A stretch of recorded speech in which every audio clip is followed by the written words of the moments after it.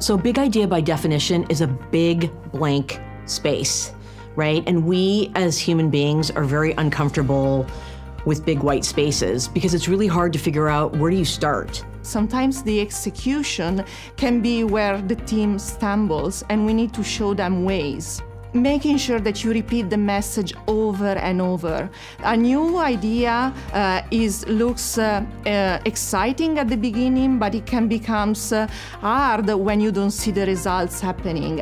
So taking an idea from a state where you're just discussing it in a meeting to actually implementing the idea takes a series of steps. Number one, really, you have to get everyone on your side. When you as a leader can create an environment where you're comfortable knowing that there's going to be failures along the way, you have to course correct, and that's okay. So I think there's a power in keeping focus and knowing where you're going and keeping your people in it.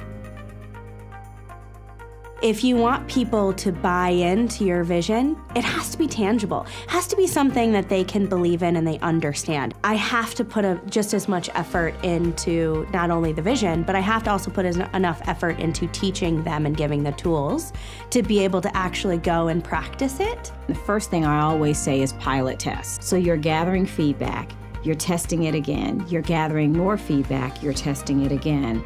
And then with each iteration, it makes the idea stronger, it makes the project stronger, and now you can take that idea and implement it over time into the organization. Sometimes we focus so much on the what, and we leave our teams to figure out the how. Myself and other leaders need to show again and again how the work of today is bringing us closer to tomorrow. Start with a plan and be prepared for constant change. No matter how great your plan is, it's never going to be what you think it is. The best piece of advice that I have received is to just do it. Failure is your friend because it's information that you need. And sometimes maybe it's not even about failure. It's you actually believing in the idea. Put your idea on the table and back it up. Develop a strategy.